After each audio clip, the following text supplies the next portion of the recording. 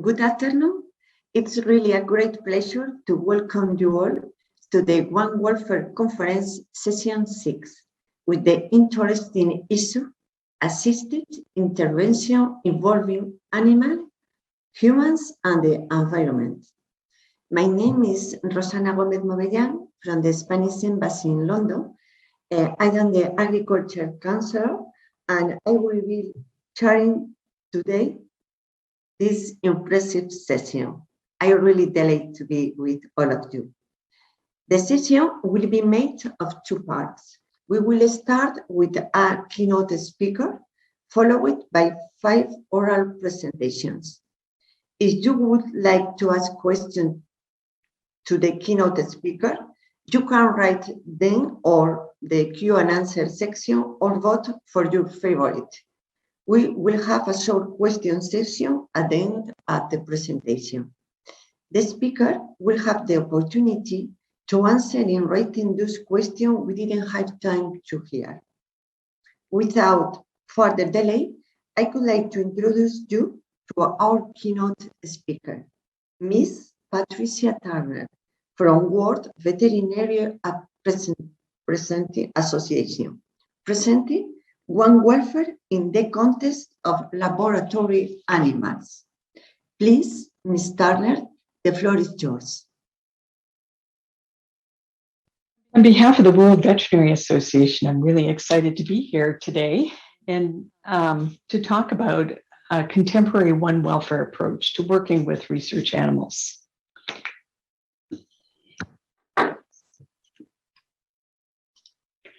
So my talk is organized to first review sort of One Welfare as it impacts research animals in the current model, talk a little bit about the 3 R's and how they impact the practice of animal research, and some changes that we have been seeing in research animal care and use over the past 25 years that have really been geared to sort of more care-based approaches to research animals. I'll talk about culture of care as applied to research settings, and finally relate culture of care as a One Welfare approach to working with research animals. So let's go ahead and get started. When we look at the original model of One Welfare, which emphasizes animal welfare, human well-being, and environmental conservation, or in the expanded definition, the social environment, you'll notice that research animals are not even listed in here. And I think this is because research animal use is somewhat different from other sectors of animal use by humans. There's a high degree of regulation and oversight for research animal use in countries all around the world. But traditionally, because it's a contentious area of use of animals by humans, it's not much discussed and it's hidden away from public view. Research animal use has its own ethical framework that defines the conditions for acceptable use of animals in research. And so because it's been highly regulated and it has an ethical framework for use, it hasn't really sort of fallen out or come into public view as some of these other areas that have been discussed over the last day and a half. The 3 R's represent the key ethical framework guiding care and use of animals in science and education, and it's broadly promoted in laboratory animal science. So this is what ethical committees use, this sort of concept when they're trying to determine whether it would be ethical to move ahead for research to work with animals. The 3 R's stand for replacement, reduction, and refinement. Replacement referring to methods that avoid or replace the use of animals. Reduction referring to methods that minimize the number of animals used in an experiment. And refinement referring to methods that minimize suffering and improve animal welfare. The 3 R's initially sought to weave together good science, good care, and socially acceptable practices of laboratory animal research. And they were developed in 1959, although they weren't widely adopted by research institutions around the world until the 1980s. They are very important conceptually, and they provide a feeling of comfort for the research community. But as can be seen with any process that hasn't been refreshed for a period of time, some stagnation developed into these concepts of the 3 R's. And they promoted, maybe for those working very closely with animals, the technical personnel and veterinarians and some others, a passive approach that resulted in a loss of feeling of individual responsibility and a sense of waiting for something external to happen to move laboratory animal science forward. So in qualitative studies done, sort of looking at, do those working in the field feel that animals have good welfare? Comments such as, if only the guide is updated, if only the regulations would change, then we can really move things forward. Those sorts of statements would be heard. So while they are a very important framework for considering the ethics of research animal use, there is a need to sort of reframe them to make sure that they are contemporary. And recently, the National Center for 3Rs in the UK adopted a more contemporary approach to reinvigorate this concept of the 3Rs. And the concepts are then capitalizing on emerging scientific developments and information, and taking this approach and making it more active means that there's active responsibility for the individual as well as the institution to engage in the 3Rs and really think about what they mean. So replacement has gone from methods that avoid or replace animal use to accelerating the development and use of tools and models to address scientific questions without the use of animals. Reduction has gone from being just minimizing numbers of animals in a study to ensuring that studies are appropriately designed and analyzed, that they're robust and reproducible, and that they're really contributing to the knowledge base. And refinement, moving from minimizing animal suffering and distress to advancing animal welfare by exploiting in vivo technologies and improving our understanding of the impact of animal welfare and scientific outcomes. And this is sort of matched societal shift and interest in how animals are cared for and worked with in farm settings and other sectors of animal use by humans, including research animal use. This has been matched by changes and trends in animal welfare science. And I've got just kind of some bullet points here that sort of describe that. So 25 years ago, good welfare for animals was equated to good physical health. Animals had good welfare if they were socially housed, but that might be limited by species or by sex. Animals were given things to improve their environment, so to take it from being barren. And, the thought was to minimize pain and distress. To a more contemporary understanding, as more has been learned about animals and our approach has been redefined, there's more and more questions about what are the animals' needs? What are the outcomes that we're hoping to achieve?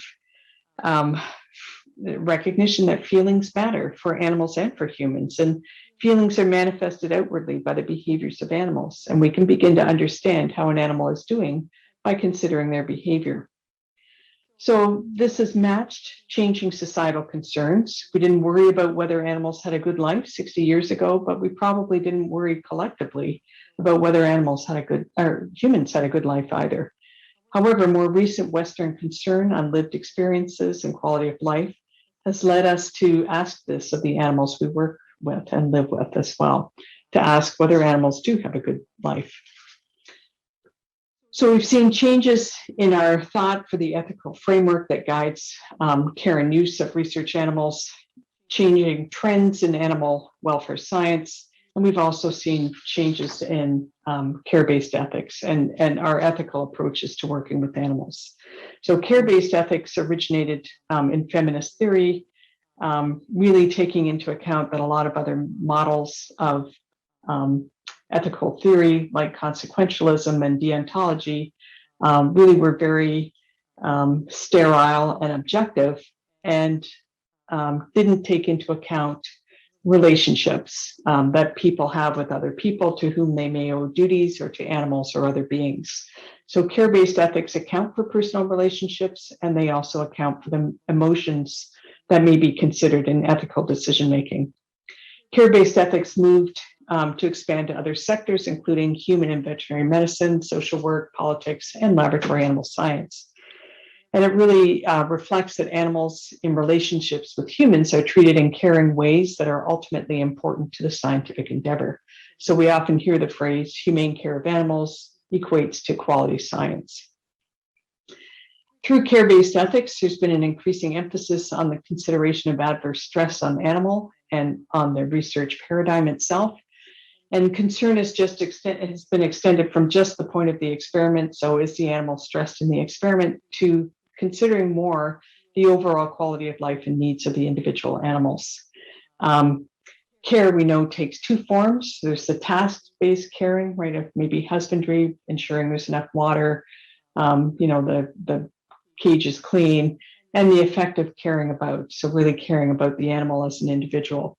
And care is based on four basic dimensions of attentiveness, responsibility, competence, and responsiveness. And these are things, of course, that we would like to see in animal caregivers as well. There are criticisms, of course, for care-based ethics, that it's not a standalone ethical framework, that there's no consensus about what it means to care for others, and that there remain moral limits to the care we may legitimately expect from others. But it has been an important change and evolving process. Finally, the other change that has been really important, again, and is a constant evolving change over the past 25 years, is the changing animal research regulatory landscape. And care is also embodied in research animal regulations because this represents societal concerns and checks and balances that they would hope to see in place. So increasingly, there's more open acknowledgement of societal concerns around animal research and public stakes in responsible regulation of animal research. The emphasis has shifted to being just the responsibility of the caregiver, the veterinarian, and maybe the research team in looking after animals, to having this collective institutional responsibility for animal welfare and an enhanced role of the animal welfare body or oversight body in ensuring animal welfare. This does require significant specialized knowledge. So with all of the licensing requirements, renewals, post-approval monitoring, and other mandatory documentation with one or more regulatory agencies, it often requires an army of highly trained individuals to complete this at a large institution.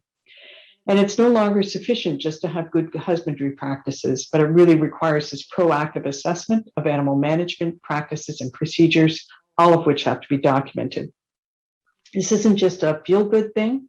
There are significant fines, risks of exposure, records in the public domain are scrutinized, and there could be loss of business continuity for not keeping up. So there are many reasons why the changing regulatory landscape and keeping up with this have really been important for driving the field. All of this brings us to this sort of area of more and more emphasis on care and this concept of culture of care as it applies to caring for and working with research animals. Culture of care as a term isn't a new term. It has been around for at least 15 years or so in discussions with research animals. But previously, the emphasis really was on caring for animals. And it's come to be expanded in its definition, particularly in the last 5 years or so.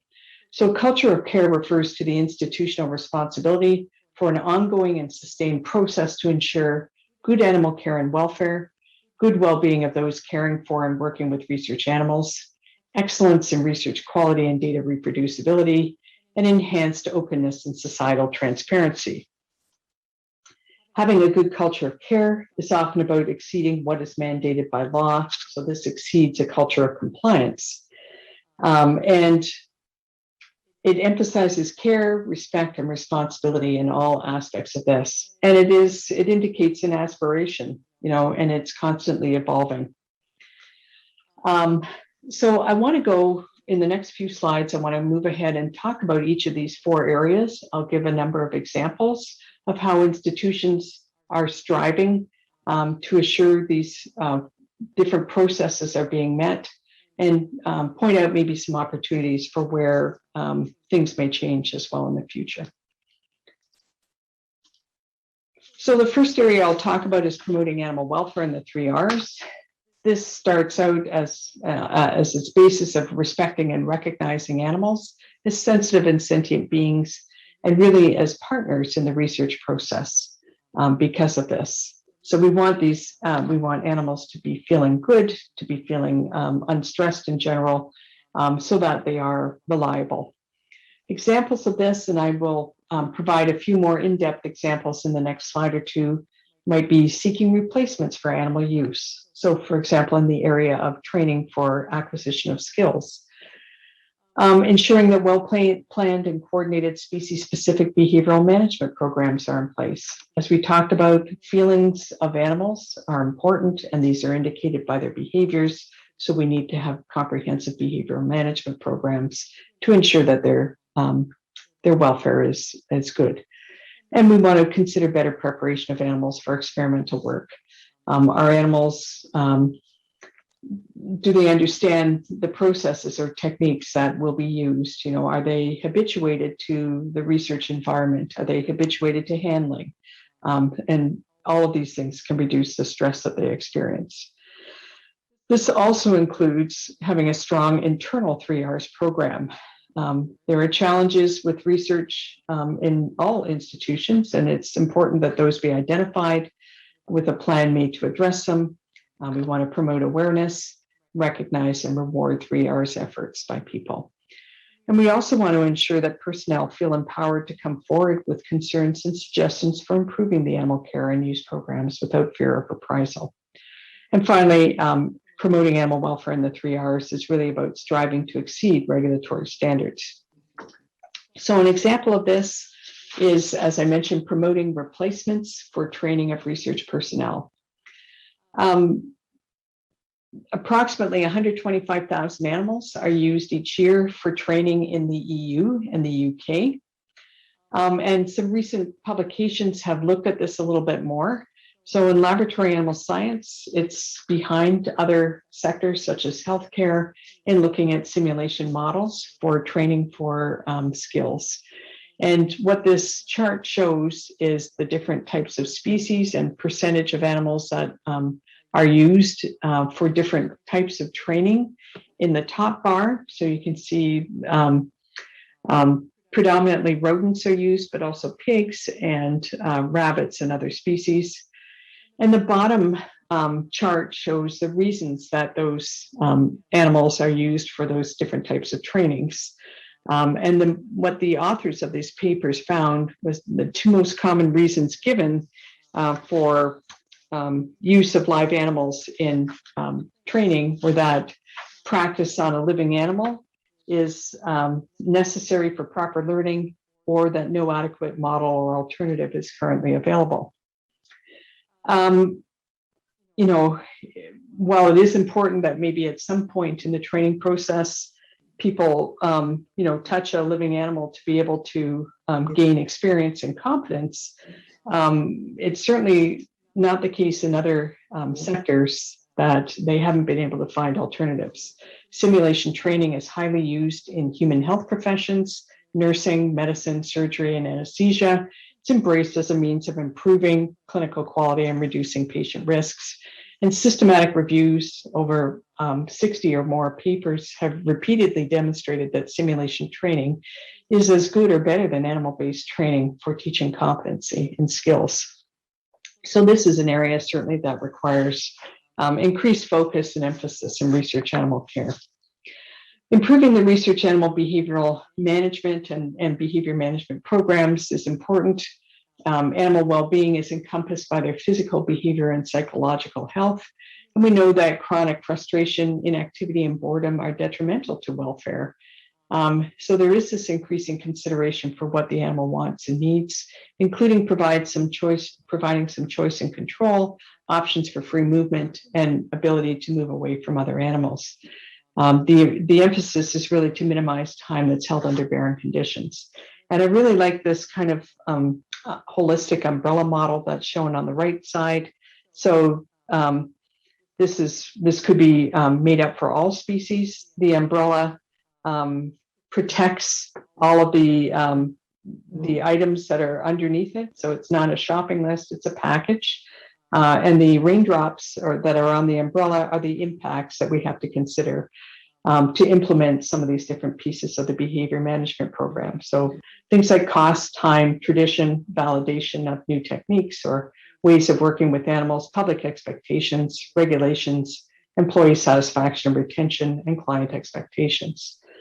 And I'm just going to go through one of these areas and talk about it. And sometimes when we adjust one area, it actually hits multiple boxes that are underneath this umbrella. So if we think, for example, about choice and exercise as it impacts rats, traditional housing for rats is in a plastic shoebox type cage, which is warm and comfortable for these animals, but doesn't give them a lot of room to practice some of their natural behaviors.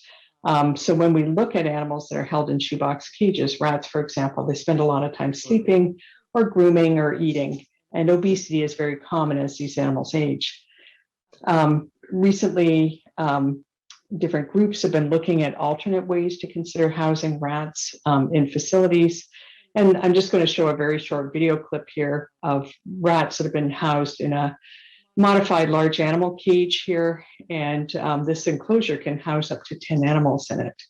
And just sort of looking at the behaviors that might be available. So animals running around, chasing, moving, climbing, sort of demonstrating a little bit more natural behaviors. And it's of course, we need to be pragmatic when we think about how we manage animals in research settings, especially very large numbers of animals. But this has an important impact on research in that many of the animals that are worked with in science are young adult.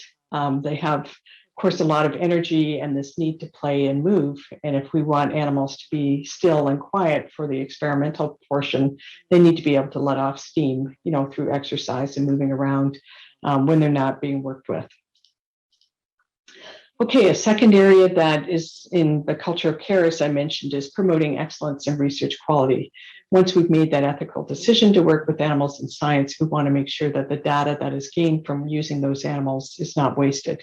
This means we need robust training programs for personnel that prioritize compassion, respect, responsibility, and sensitivity.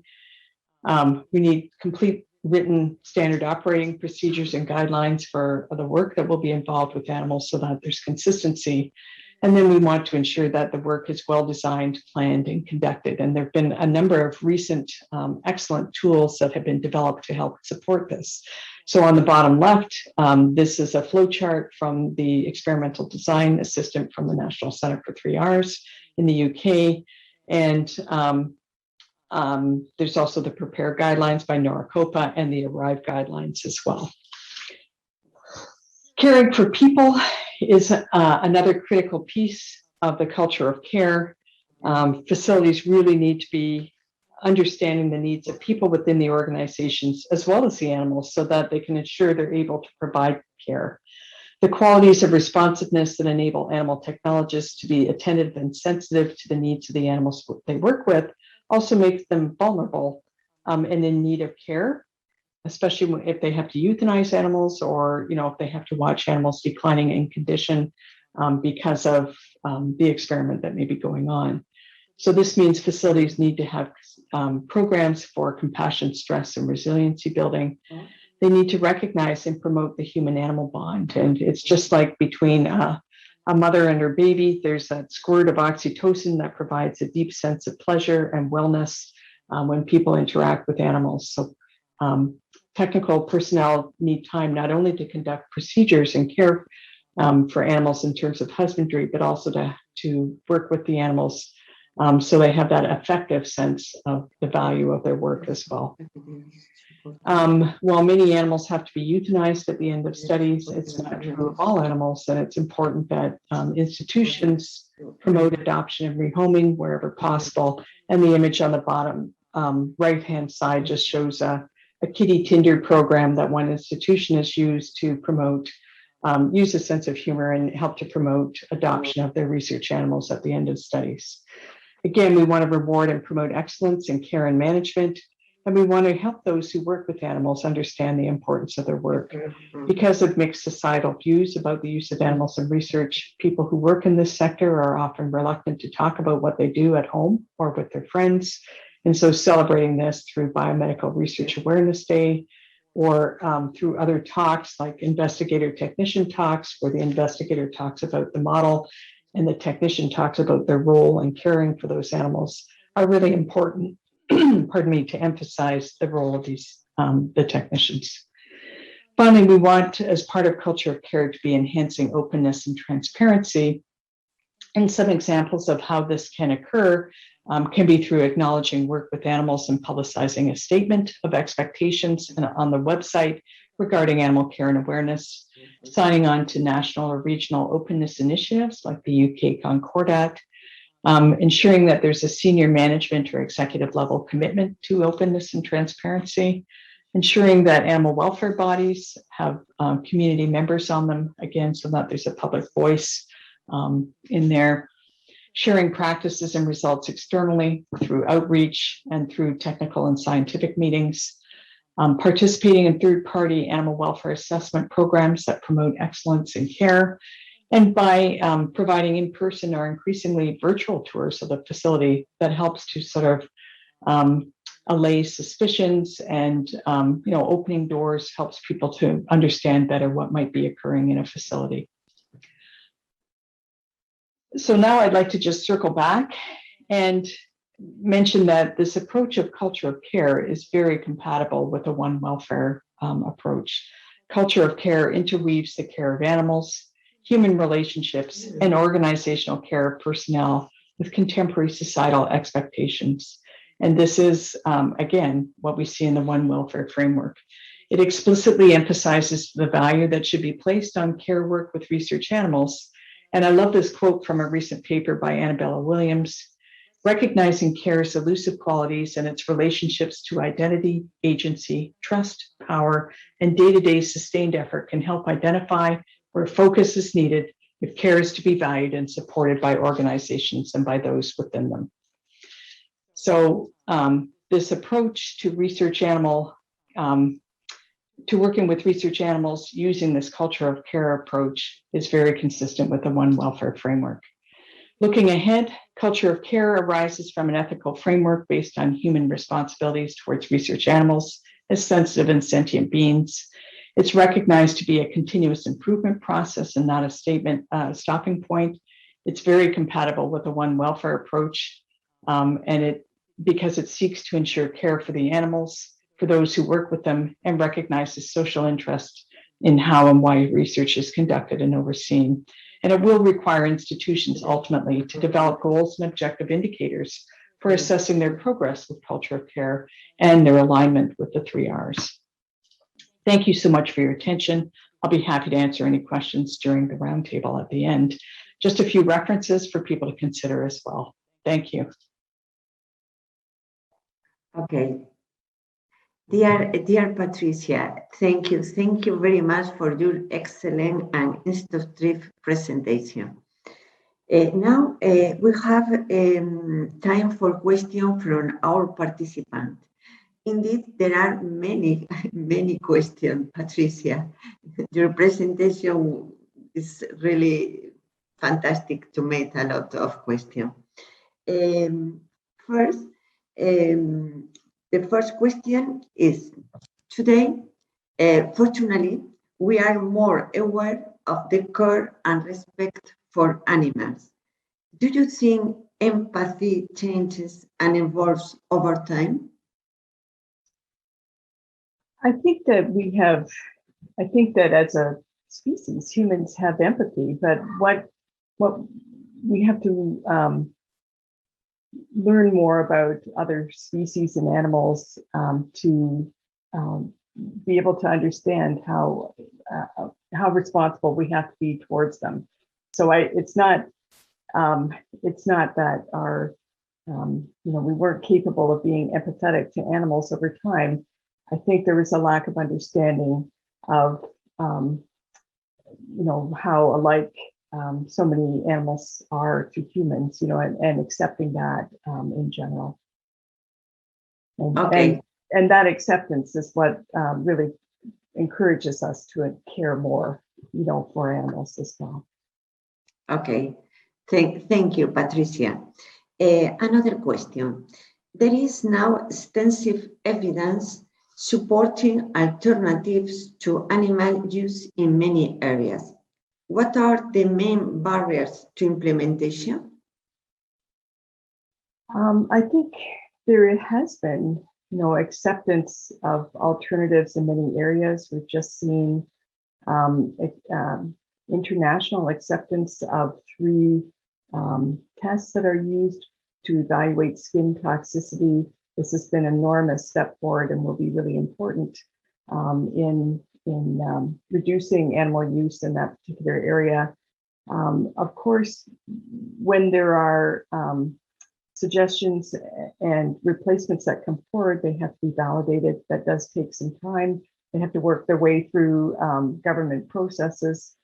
Again, the fields of, for example, ensuring safety of different therapeutics that come onto market, those are highly, highly regulated around the world in general to protect human safety. And so there is some caution in adopting new technologies and alternatives as they are being developed. Once they are assured to be,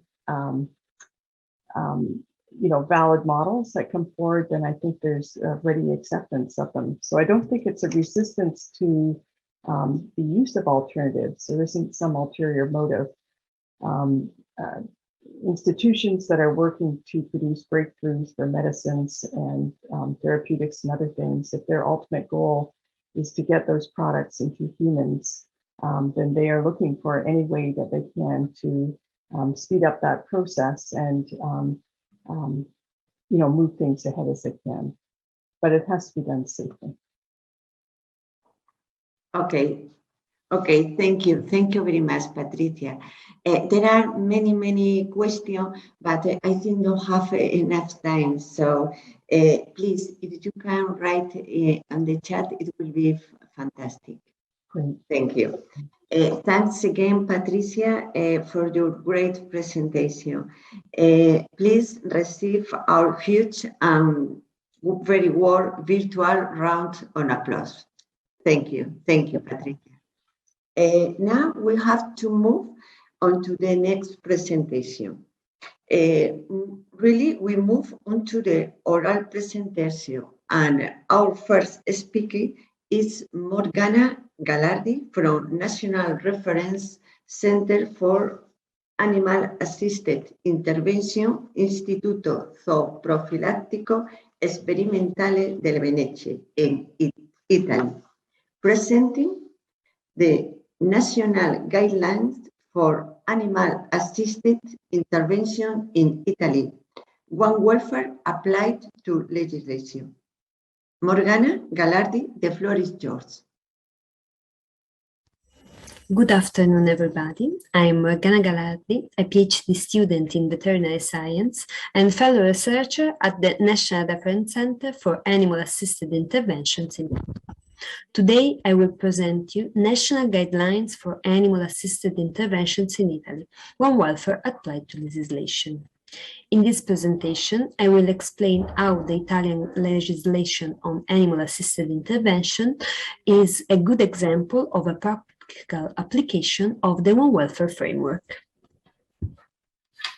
First of all, I will introduce you the national guidelines themselves.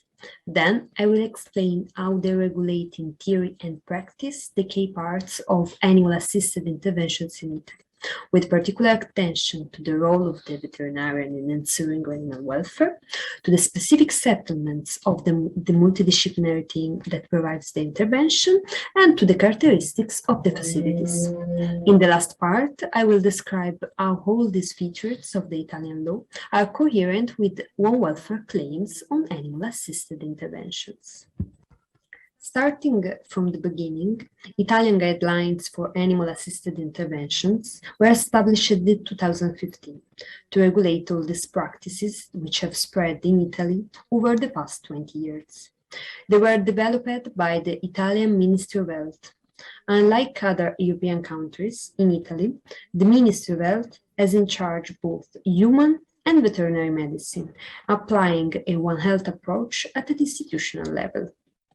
The aim of the guidelines are define operational standards for correct and uniform implementation of the field, identify tasks and responsibilities of the professional dealing with animal-assisted interventions, specify theoretical and practical training conditions, provide for a clear division of responsibilities, and guarantee attention to both people and animals in the setting.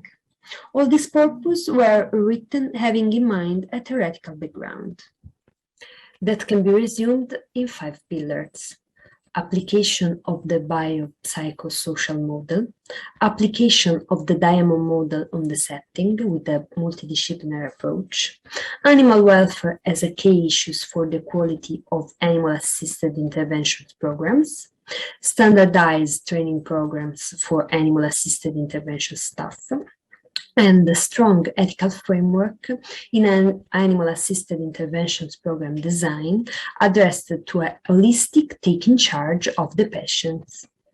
All the practical rules listed in the national guidelines came from this base. First of all, the guidelines define animal-assisted interventions as interventions with therapeutic, educational, and recreational goals, with the involvement of pet animals. Moreover, they are addressed mainly to people with physical, neuromotor, mental, and psychological disorders, but also to healthy people. Depending on the areas of activity, a distinction is drawn between 3 types of animal-assisted interventions: therapy, education, and activity. All of them are followed by the clarification of the characteristic of each type of intervention. Thinking about one welfare framework, some aspects regulated by the guidelines have to be particularly pointed out. For example, the role of the veterinarian in ensuring animal welfare, the composition of the multidisciplinary team, and the strong attention to the characteristics of the facilities. Regarding the role of the veterinarian, it is essential to guarantee animals' welfare as well as user safety during animal-assisted interventions.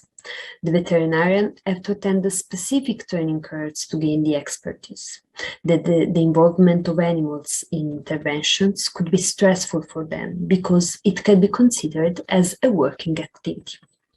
The veterinarian is responsible for the health and behavioral examination and of the monitoring of the animals involved, pushing providers to a positive welfare vision that goes beyond the 5 freedoms and encompasses the 5 domains model by considering animals' attitude and motivation to cooperate with humans. According to this issue, the accurate assessment and selection of animals involved are crucial. So the vet has to make a prior assessment via clinical and behavioral visits, monitor the animal's conditions during sessions, monitor the animal's condition in periods of inactivity. Moreover, the correct implementation of animal-assisted intervention projects needs the involvement of a multidisciplinary team to effectively manage the complexity of the human-animal relationship and to make it beneficial for both sides. The Italian guidelines provide definitions of the different professional figures and the qualifications required, as well as the educational programs to obtain the certification of competence. In particular, in animal-assisted therapy and education, which are the most complex type of interventions, the team should always include the project manager that have the responsibility of the planning of the intervention and decides the objectives and the methods. The above-mentioned veterinarian who selected and evaluates the animals to involve, and the present in the setting of these 2 figures, the animal handler in charge of the animal and the intervention manager who has in charge the user and is a person with a specific background in the ethical field for therapies or in the educational field for education. All these properly trained people guarantee the good outcome of the intervention and the respect of the human and animal welfare.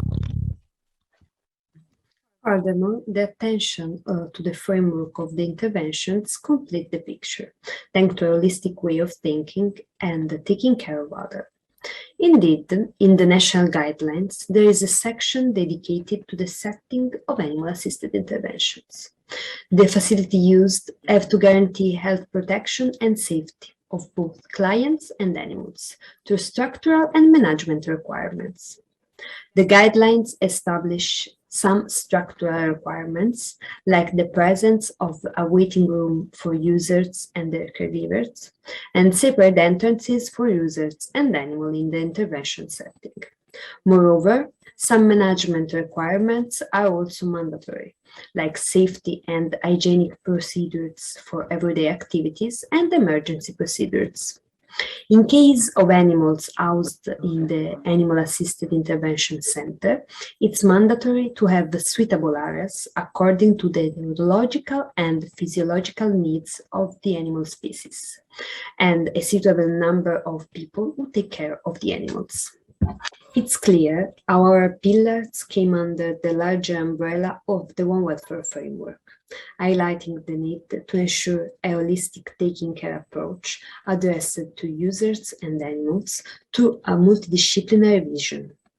In the guidelines, it's established that professionals with specific qualifications and training collaborate to achieve the goal of the Animal Assisted Intervention Program, in a setting that must meet specific requirements to be recognized as appropriate for the intervention. In detail, there are most of the statements that have to be included in animal-assisted programs aligned with the One Welfare approach. Indeed, guidelines guarantee the description of aims and activities through the planning made by the project manager. The animal-assisted program is developed providing procedures that match human, animals, and the environment to maximize benefits for all.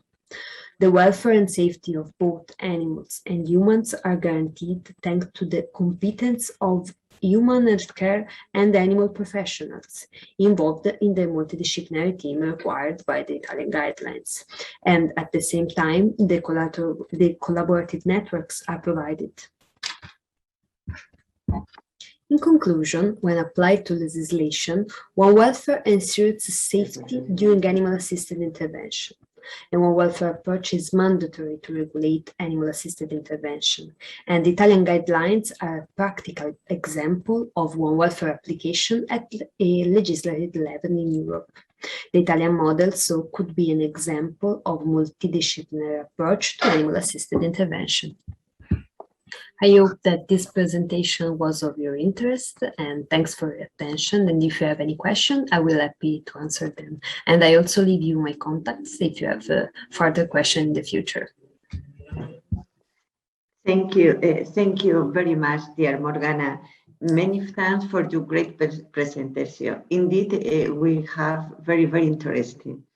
We have time for questions from our participants. First question is, in your opinion, Morgana, what challenges do policymakers face when working in this specific field? Are they purely economic, also ideological, etc.? In my opinion, the challenges are both economic and ideological, because we have to take in mind animal welfare all the time, and sometimes it's not so easy to do this because a lot of animal species are involved in animal-assisted intervention. So everyone has his own characteristics. So we have to have in mind lots of important things on animals. And then there is also the economic part, because the maintenance of animals and the intervention at a cost. So people that provide this have to be remunerated in an adequate way. So the challenges are really hard, but I think that in the future, this field will have a good improvement, because people believe in the benefits of animals, in the health and welfare of people. So we will face all these issues in the future, in my opinion. Okay, thank you. Thank you again, Morgana. We have to move on to the next presentation. So thank you again. We move on to the second speaker is Ms. Judy Murray from Global Animal Welfare and Training, Cherry River Laboratory in Wilmington, US. With the presentation, the title is Proactive Program to Support Emotional Engagement, Resiliency, and Compassion Satisfaction in Research Animal Caregivers. Ms. Murray, the floor is yours. Thank you for this opportunity to speak with you today regarding establishing a proactive program to support emotional engagement, resiliency, and compassion satisfaction in research animal caregivers. The importance of raising awareness of compassion stress and building systems of support within organizations can have direct and indirect benefits for the well-being of humans and animals in their care. This proactive approach is one piece of the puzzle addressing research animal caregivers' mental health, level of engagement with their coworkers and the animals, building social supports, and increasing their level of resilience and compassion satisfaction.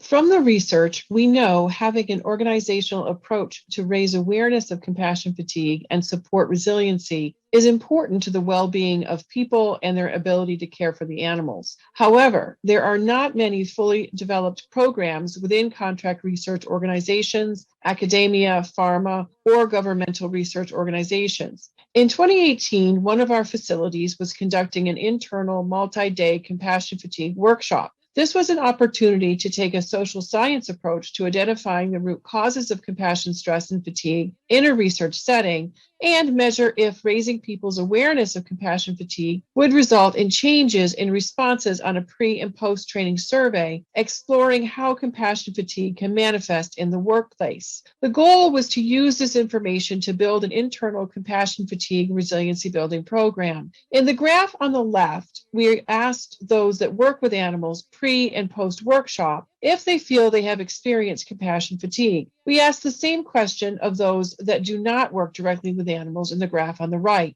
In both groups, we see a definite change in awareness and a higher percentage that feel they have experienced compassion fatigue following the training, almost double in both cases. Some of this may be a result of the sample completing the post-training survey, but it does indicate that raising awareness is a way to help people recognize indicators of these feelings in their lives. These findings were further confirmed by two cross-sectional surveys of lab animal professionals in the US and Canada that looked at compassion fatigue and support systems to help build resiliency and increase well-being and professional quality of life. In the Randall survey, 66% of respondents reported having experienced compassion fatigue at some point in their career, while 30% were uncertain if they had experienced compassion fatigue, suggesting a need for education to raise awareness. Similar results were found in Europe. The Lafayette survey looked at demographic and work factors, social support and animal stress, euthanasia, enrichment, human-animal interactions, and professional quality of life to assess coping mechanisms used to deal with compassion fatigue and to determine the beneficial components of a compassion support program. Laboratory personnel that reported higher compassion fatigue indicated less social supports, more stress and pain in their animals, and less or no choice in deciding whether they would be the ones to euthanize their animals. Personnel that reported higher compassion fatigue indicated a greater desire to provide their animals with more enrichment than currently provided. Personnel that reported higher compassion satisfaction indicated more social support, less stress or pain in their animals, and performed certain relationship-promoting human-animal interactions more often, for instance, naming their animals. And they found that trainers may be at a particular risk for compassion fatigue. In both surveys, a common recommendation for organizational supports were creating a supportive community, ensuring that social support is provided within the workplace, peer support groups, and guidance on effective ways to talk about our work. Based on the information gathered in our internal surveys and the literature available on compassion fatigue in our field, we began to develop a global initiative to provide organizational support to our employees and help support an emotionally engaged culture to build resiliency. This was our roadmap.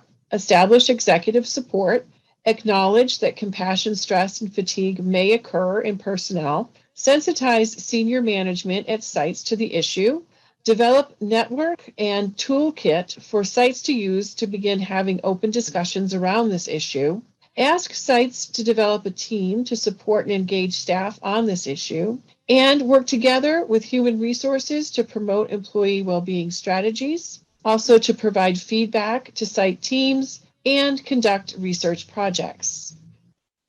After garnering support of executive leadership, we formalized the program goals, vision, mission, and value, and branded the CR CARES, or Compassion, Awareness, Resiliency, Engagement, and Support Program, to distinguish it from other company wellness programs.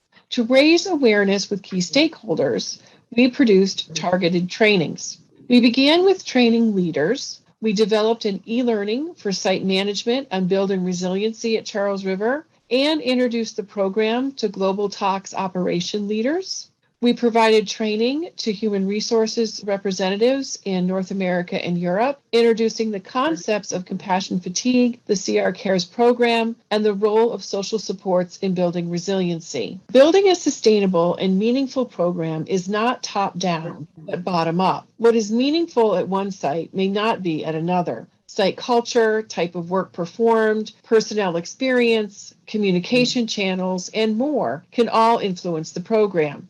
To support this diversity and organically grow the CR CARES program, we developed a Global Resiliency Building Ambassador, or RBA, network. Local compassion fatigue and resiliency building efforts are supported by resiliency building ambassadors that are nominated by site management. The RBAs are part of a peer network that supports personnel at the local level, focusing on tools for building resiliency, peer counseling through empathetic listening, and sharing ideas for resiliency building activities and resources they have created with others that may be interested. The RBAs collaborate with other groups at the facility to engage with employees. For instance, mental health first responders, human resources, or local wellness programs. The network meets quarterly to continue exploring their shared experiences and recent literature related to compassion fatigue and resiliency building. In 2020, the CR CARES program had been introduced and multiple trainings had been provided to multiple groups, including our annual animal welfare training that focused on compassion fatigue and resiliency building. This training is mandatory for those working with or having oversight of work with animals globally. We measured the level of awareness of the program and issues surrounding compassion fatigue and resiliency among employees. Our hypothesis was that compassion stress and compassion fatigue are part of our work with animals in research. The level of awareness of these occupational hazards and benefits of building resilience would increase with implementation of training at multiple levels on the subject and introducing the CR CARES program at a corporate level with local supports. This survey offered the opportunity for another social science approach to determine the level of awareness of compassion fatigue and engagement and support programs within our employee population. We developed an 11-question post-training survey tool that included introductory and main questions that was shared with 7,189 people. 3,798 people, or 53%, returned the electronic survey. The goals were to measure perceived relevance to their work, effectiveness in raising awareness of the importance of compassion fatigue and resiliency building to our work, and identification of 1 to 2 healthy coping mechanisms that employees should be aware of to improve compassion satisfaction and build resiliency. Our sample had a range in their years of service, but the largest group was the 1 to 5 years, and the majority of respondents work with animals. With a variety of roles participating in the training, the majority were animal care and technical or research personnel. 90% found the information relevant to their work. Of the 100 people that disagreed or strongly disagreed, 66 did not work with animals. The results show increased awareness of compassion fatigue, identification of healthy coping mechanisms, and increased awareness of the corporate program of supports to build resiliency. In all areas covered in the training, we saw that greater than 70% of respondents found it extremely to very effective in raising their awareness of compassion fatigue, importance of building resiliency, identifying healthy coping mechanisms, and our organizational programs and supports to increase resiliency and compassion satisfaction. This was a great opportunity to begin conversations locally and to continue to grow local resiliency building efforts at our multiple sites.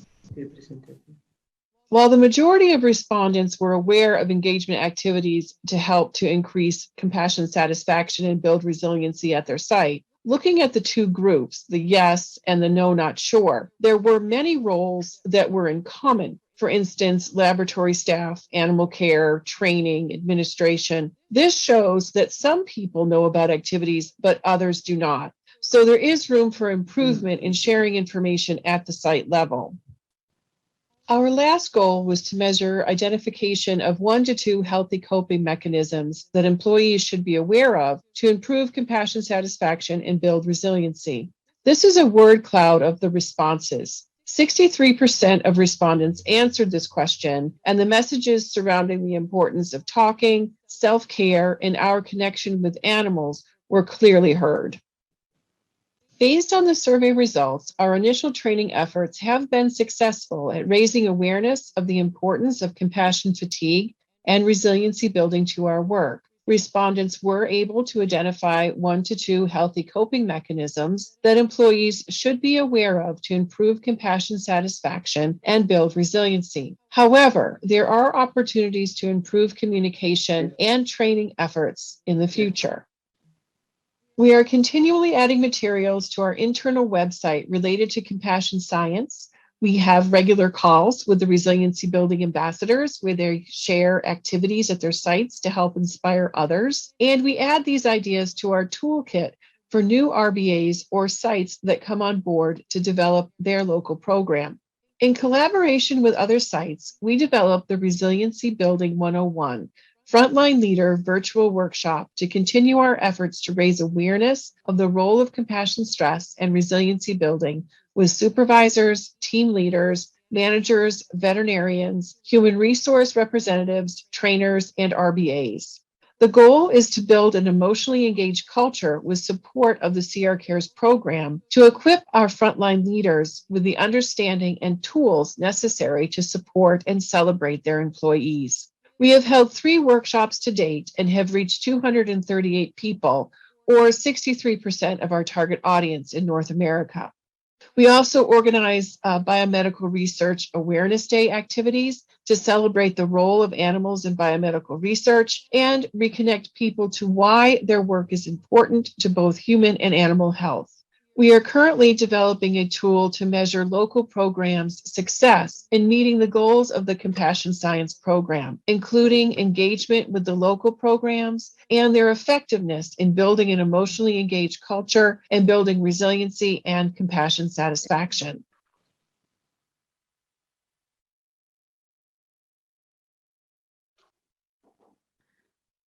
Thank you. Thank you very much, Judy, for your necessary presentation. It's really, really interesting. Okay. We have time for questions from our participants. And Judy, first question.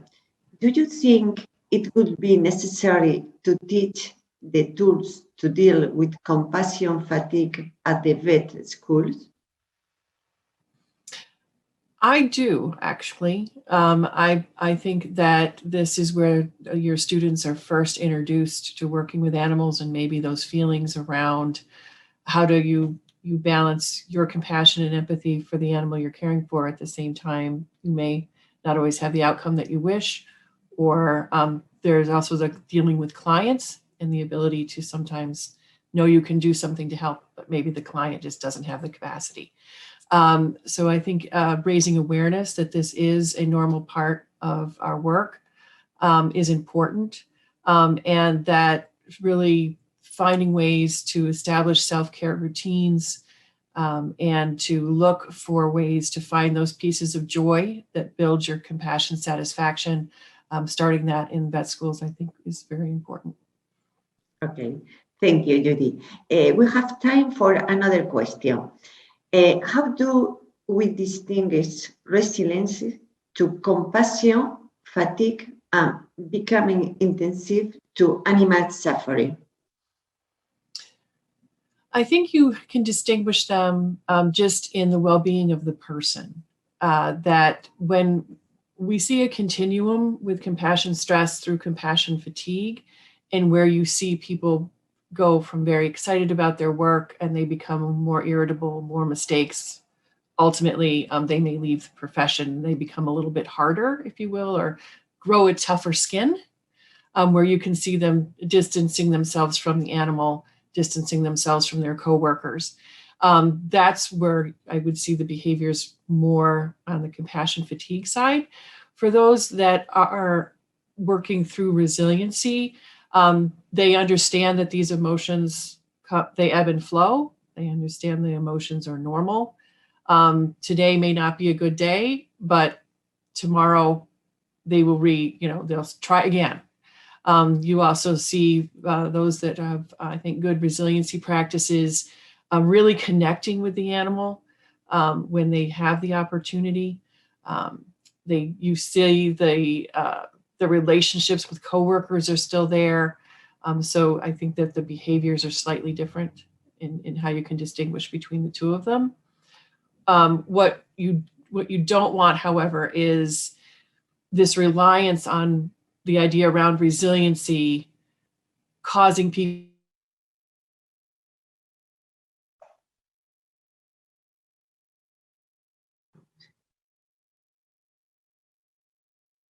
No, sorry, no.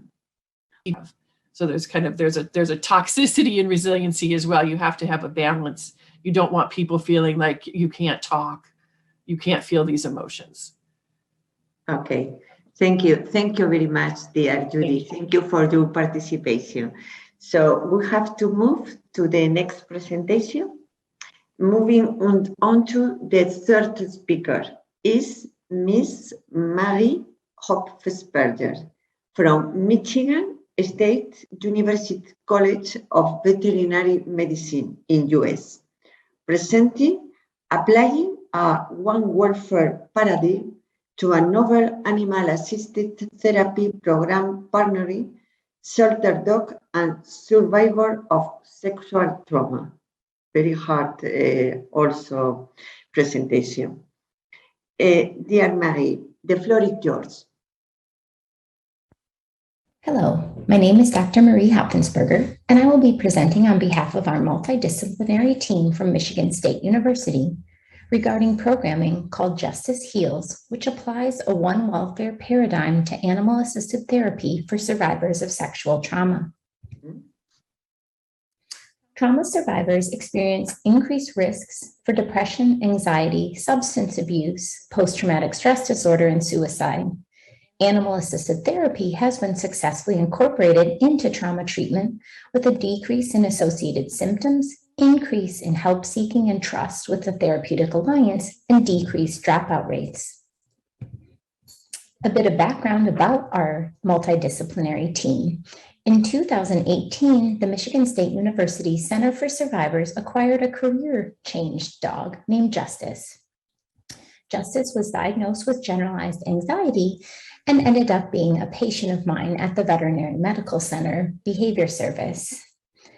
As Justice underwent treatment for her anxiety, survivors became highly invested in her outcomes, her treatment plan, and her mental health needs were normalizing and validating.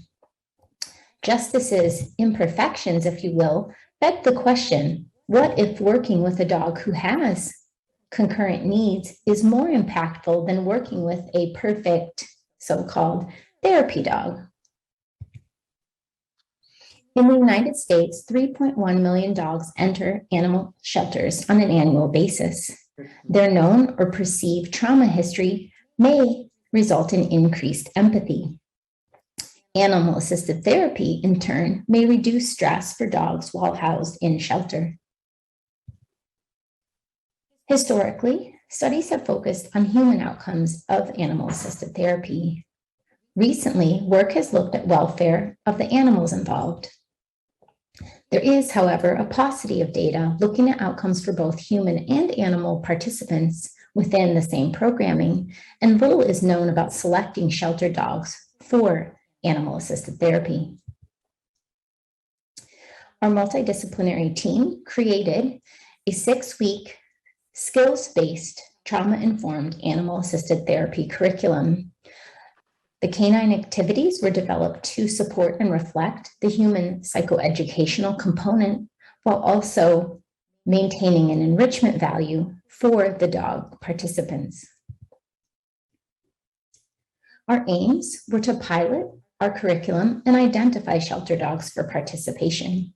We hypothesized that shelter dogs exhibiting high levels of impulse control, social cognition, help seeking, empathy, curiosity, and resilience would be well suited for programming. As a one welfare group, we also wanted to evaluate outcomes for both canine and human participants to ensure mutually beneficial programming. We evaluated adoptable adult dogs from our local animal control municipal authority. We assessed them utilizing the following screening tools. The cylinder detour task was utilized to evaluate impulsivity, the pointing gesture task to evaluate social cognition, and the impossible test to assess the dog's help-seeking behaviors.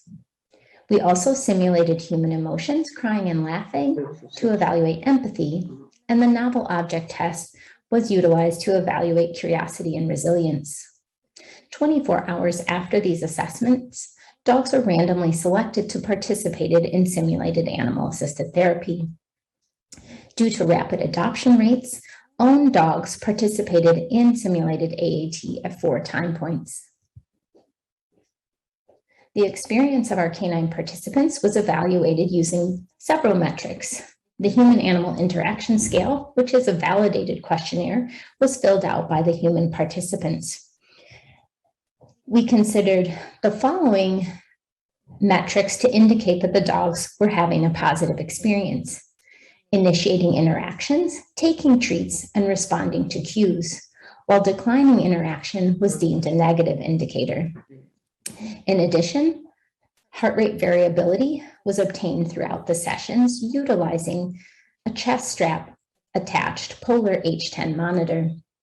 Saliva samples were collected at baseline and after the first 5 minutes of interaction to evaluate oxytocin levels without the interference of food treats.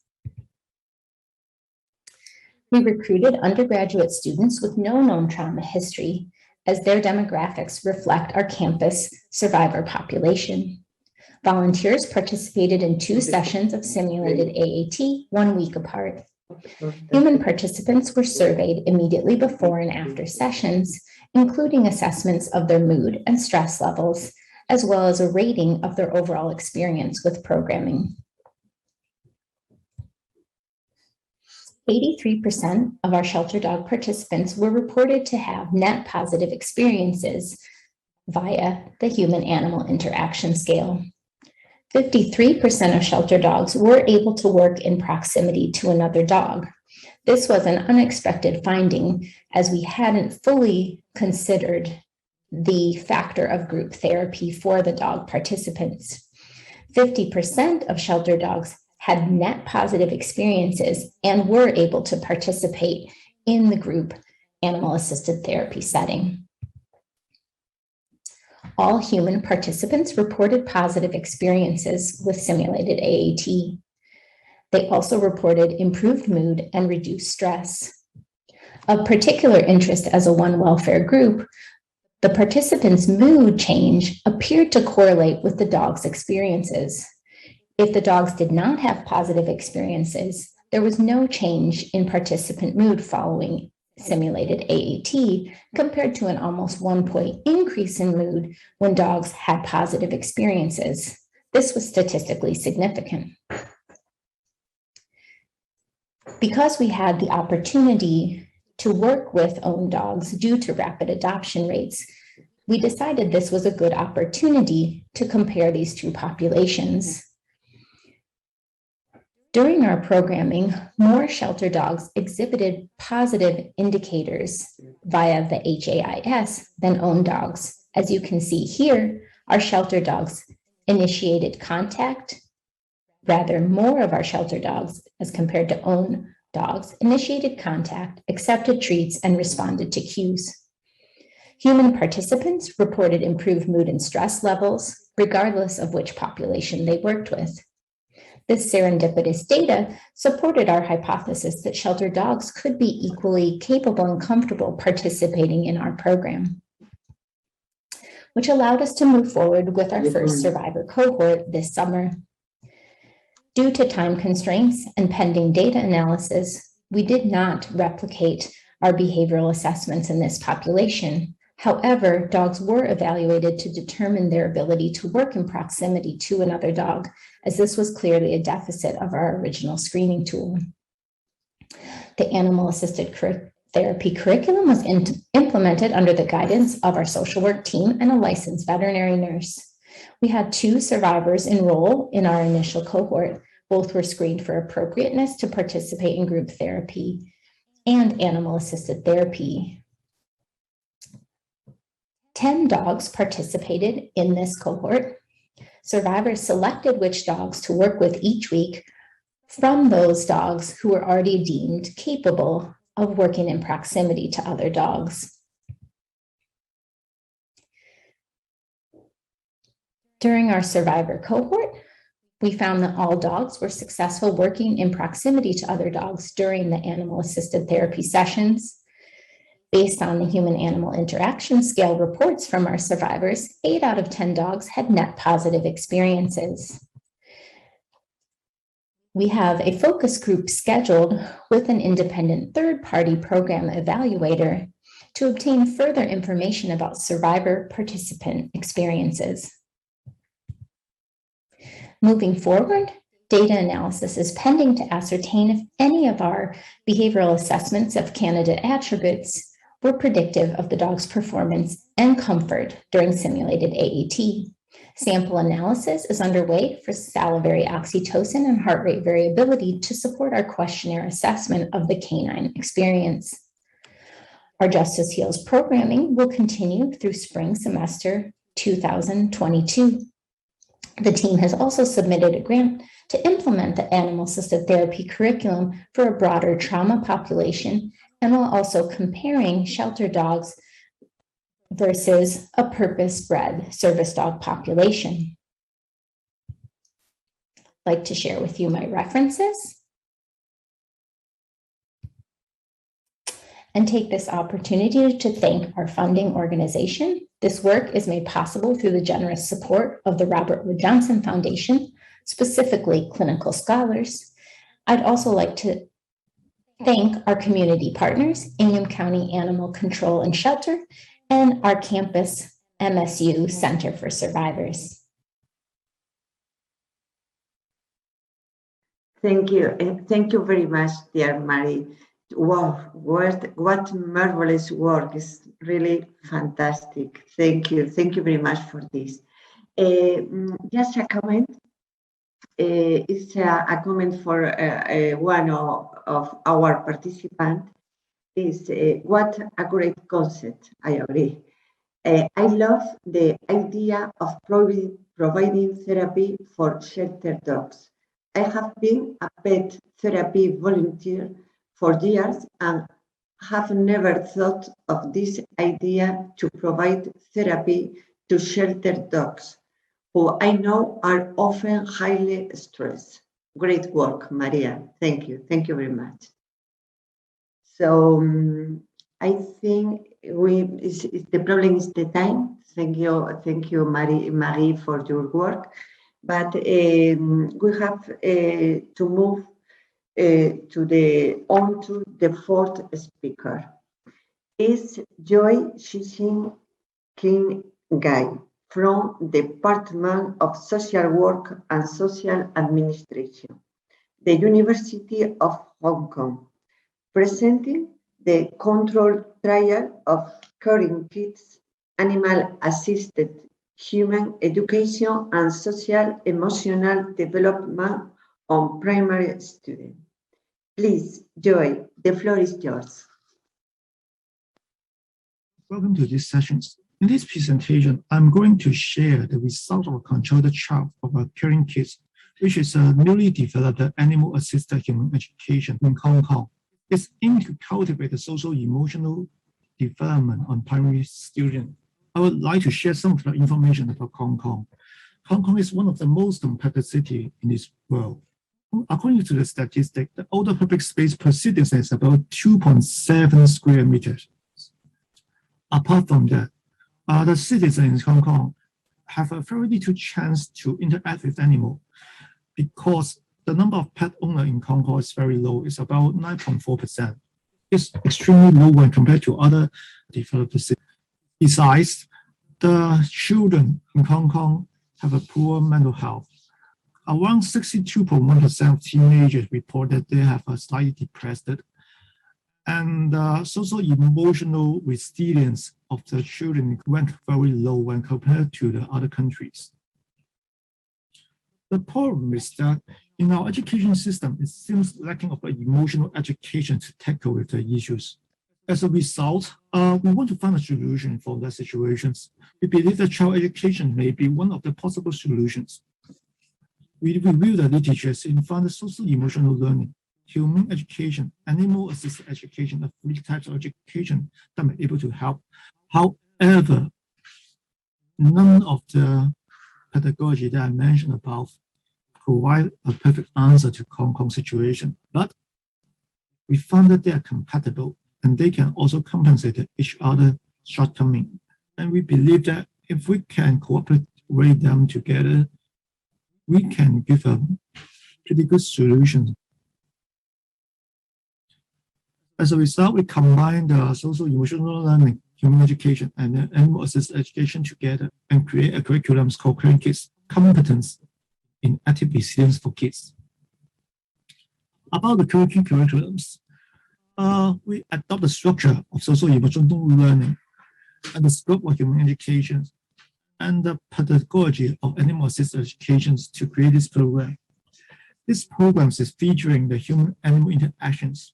We believe that if the children can have a peaceful and empathetic relationship with the service canine, they may be able to develop the empathy and social emotional skills. And then these skills can further transfer to their interpersonal interactions. So, therefore, this program has 6 sessions, and each session is a particular themes. For interacting with animal, learn how to respect the animal and other beings around them, and then understand their own emotion, then manage their mind and feelings, how to maintain a good relationship with humans, friends, animals, and the nature. Then, using a positive problem-solving skill to handle their interpersonal individual problems. And last is goodbye separation, because they may build a very strong relationship with their classmates and the service canine. And during the curriculums, they have a learning games, reading to dogs, about the local rural canine storybooks, and then we have a discussion to consolidate what they have learned. And the storybooks they are reading are based on the real story in Hong Kong. We interview the handler and understand the story of the service canine, and then we convert them into a picture books. And each picture books have a specific theme fitting to the lesson. Because it's a very new program in Hong Kong, we think that the process is more important than the outcome in that stage. So we develop an implementation model. In the implementation model, we've detailedly outlined each step that we should do before, during, and after the intervention to ensure the safety and the welfare of the animals. This implementation model can also help to ensure the fidelity of the program, so the program is delivered as I intended. So about the evaluations, we have few research questions. The first research question is about the impact of caring kids. And the second is the added value of animal-assisted component. And the third is the fact that they could impact the implementations. We do a screen zone mixed method evaluation. We put a school, and then the two classes were randomized into the intervention group and the control group. The intervention group received the caring kids, and the control group received the typical life educations.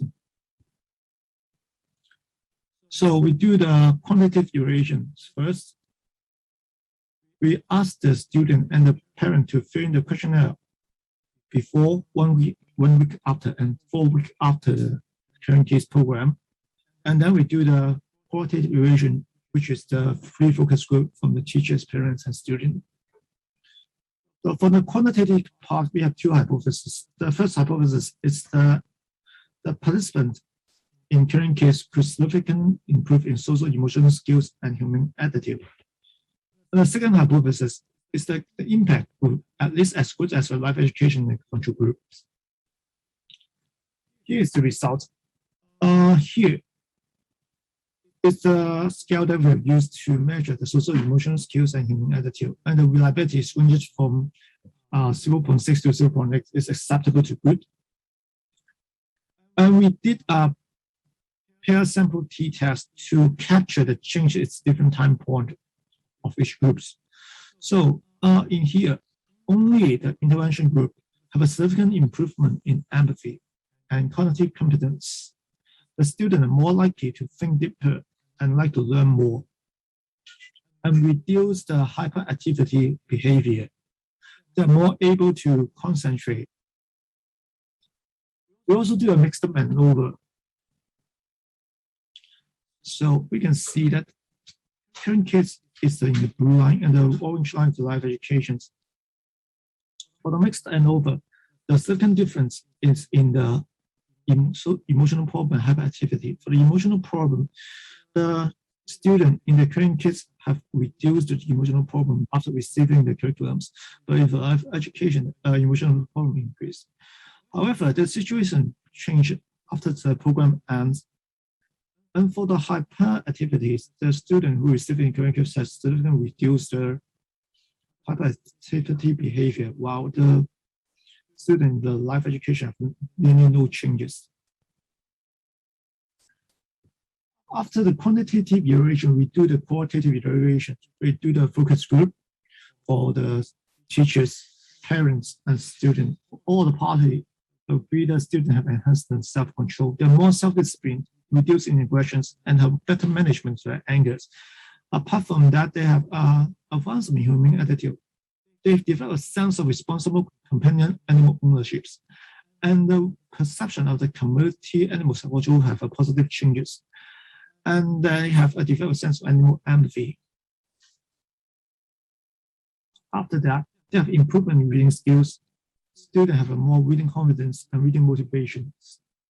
However, there is also the implementation obstacles.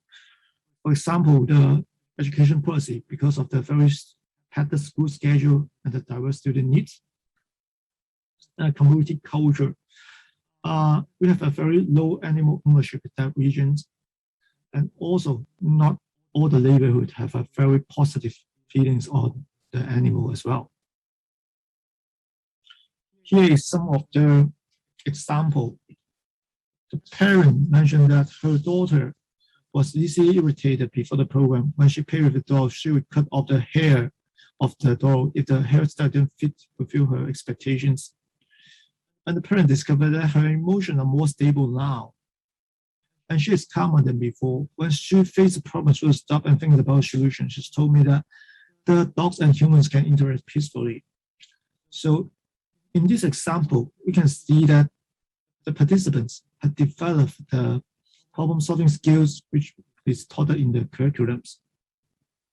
And the reason of this development is that she has a positive human and canine interactions, and that she got some insight and review her own anger management skills.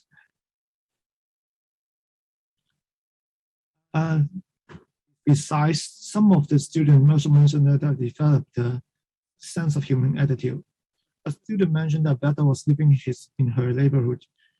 It was always arguing with her. She think that dog was dangerous. However, 2 months ago, she found that the dog was poisoned to death. He used to hate him very much. However, he now feel resentful now because it's alive and even it's a dog. So we can see that students have some positive changes about the life of the animals. But this example also shows that another problem is that the possession of community animal of the neighborhood, some neighbor may poison the dog, which is happening in Hong Kong. So in summary, what are the impact of current case? So far, the quantitative results indicate the impact of current case is satisfactory, because the participants in current case can have a significant improvement in cognitive competence, empathy, and reduce the hyperactivities. And at the value is the self-control, human attitude, and reading skills for the students. And the factors that impact the implementation will be the community culture and school education policy. Indeed, to further understand the mechanism of current case, we have to do a very detailed multiple case study. In that study, we have outlined the mechanism of current case and outline the changes for students of acquiring the social emotional skills and human attitude. And the results is presented in the poster presentations, the mechanism of animal-assisted human education multiple case study. If you're interested, please feel free to see that poster. So this is the end of my presentations. Thank you.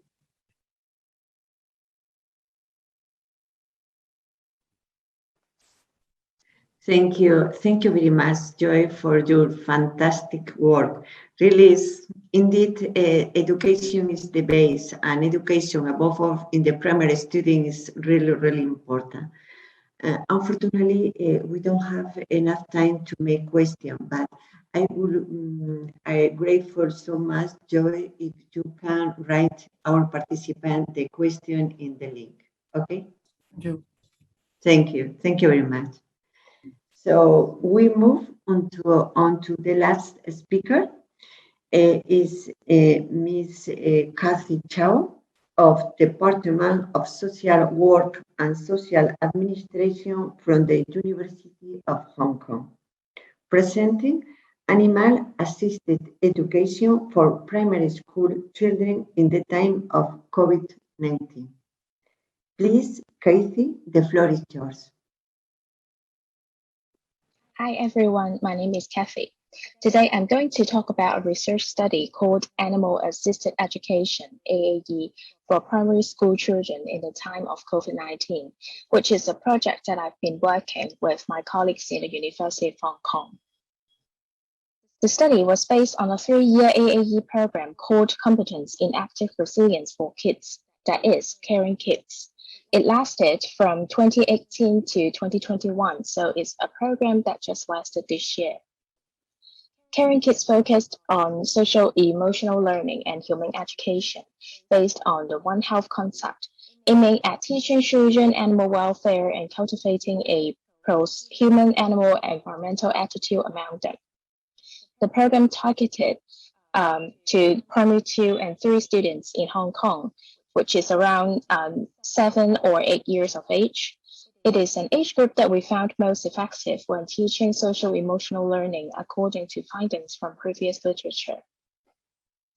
The program consisted of 6 sessions, which covered various topics aiming at enhancing students' empathy and pro-social behaviors, as well as their social and emotional competencies.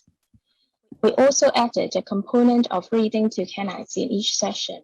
I will explain with more details in the next slide. The reading canines came from 4 collaborating organizations in Hong Kong, where canines have completed vigorous assessments with their handlers prior to joining the program. For example, the assessments made sure the reading canines would enjoy being with children and can stay or sit for 45 minutes during the session.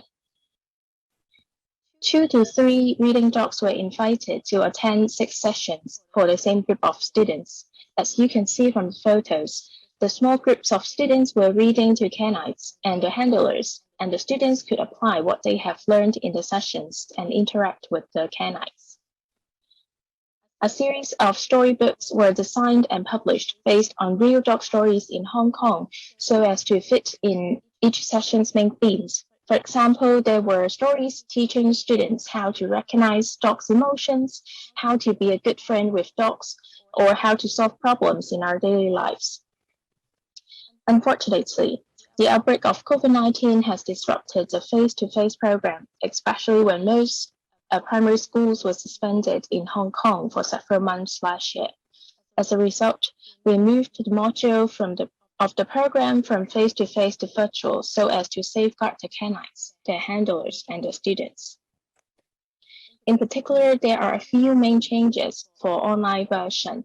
So you can see from the left-hand side, it is a picture that was taken before COVID-19, and on the right-hand side, it's during COVID-19.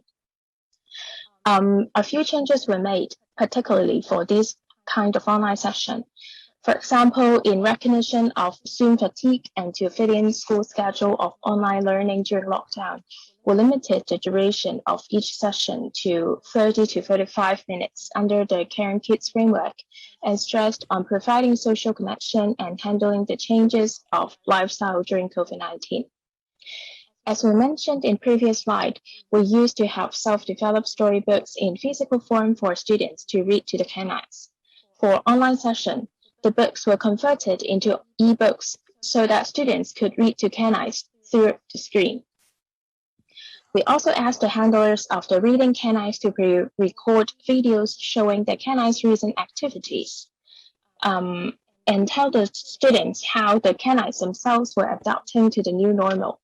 For example, the dogs might go out for a walk in non-peak hours and try to stay active at home by doing fun indoor exercises, etc. Besides that, we used reading canines photos to create videos through an app called My Talking Pet to teach students how to maintain personal hygiene and healthy lifestyle amid the pandemic. With all these changes, we would like to examine if the hybrid mode of AAE could cultivate similar impacts to students in face-to-face version, and if it was effective in helping students with emotional problems during lockdown. So a case-control trial was conducted last year. All the data was collected from October 2020 to January 2021. A total of 67 P3 students were recruited to participate in the study. As you can see, 35 of them were from intervention group and 32 of them from control group. Where intervention group received hybrid mode AAE, meaning they received face-to-face mode of Caring Kids in the first 2 sessions and then continued the remaining sessions in online format because of COVID-19 school suspension, while control group received ordinary teaching. Questionnaire composed of strengths and difficulties questionnaire, animal empathy scale, and parent-child relationship scale were distributed to participants and their parents 1 week before and 1 week after intervention to evaluate program impact. As you can see from the table here, the scales mainly asked about students' pro-social level and hyperactivity level, as well as students' self-rated emotional problem, empathy as general and to animals, as well as parents' rated closeness to their children. Results showed that the reliability of the scales in questionnaire varied from 0.66 to 0.81, which is acceptable and good. We used mixed repeated measures and NOVA to compare participants' changes between groups before and after the intervention. As you can see from the graph here, blue line represents intervention group and green line represents control group. Results show that the intervention group who received hybrid mode AAE reported a significant reduction in emotional problems. We can also find significant reduction in participants' hyperactivity reported by their parents. It is a parents-rated questionnaire, meaning that their parents considered their children more emotionally stable, can better concentrate, and less impulsive after the program. On the contrary, the control group participants parents reported their children had increased hyperactivity during school suspension. From the results of the study, there are a few implications we can consider when planning for similar intervention or conducting subsequent research. For example, the results indicated that the hybrid mode AAE program helped students better adapt to the uncertainty as they felt less worried and more positive in their new situation. Another positive aspect of the hybrid mode AAE is that the teaching was no longer confined in classroom setting. Such flexibility allows us to better engage with students' family members, as sometimes we could see them or the siblings' faces on the screen, who were actively also participating in the session, which facilitated discussion about animal welfare or One Health in the family. Although hybrid mode AAE is not as ideal as the face-to-face program for teaching children humane and social-emotional learning, it is an alternative that ensures the safety of participating students and reading canines, as well as their handlers, and engaged, isolated individuals in such unprecedented time. Besides the few points that I have just mentioned, there are two unique challenges that we found only in hybrid mode AAE. The first challenge is that students with lower socioeconomic status often lacked electronic devices that enable mutual interaction. For example, like a camera or a microphone, which may lower the interest in sessions when mutual communication was not possible. Another challenge is that certain activities, such as petting and brushing the canines, could not be performed in hybrid mode AAE. This is an unreplaceable element that we can only find in face-to-face session. Therefore, we had to switch the direction and instead stressed on social connection by teaching the students that animals were adapting to the new environment too, and then we all cannot wait to start the normal face-to-face session with you all again. In conclusion, although the hybrid mode AAE is not as ideal as the face-to-face program for teaching children humane and social-emotional learning, with careful planning, it is an alternative that ensures the safety of participating students and reading canines, as well as the handlers and engages isolated individuals in such difficult period of time. Here, you can find a list of references that I have used in the presentation. Thank you. This is the end of my presentation. Please let me know if you have any questions. Thank you. Thank you very much, dear Kathy, for your really interesting and inspiring presentation. But unfortunately, time flies and you don't have enough time to make questions. But as I say, Joy, please, if you would like to answer right in the question, it would be very grateful, Kathy. Thank you. Thank you very much. Thanks for having me. Please receive all speaker our huge, very warm virtual round of applause. So we finish session 6, and thank you to the participants for your interest. Before, I would like to remind the participants that in addition to all amazing presentation, you can also see the poster in the last break. And if please let me now, the last grateful is for the Dr. Rebecca Garcia Pinillos for having me to moderate this impressive session. Thank you all to all. Thank you very much.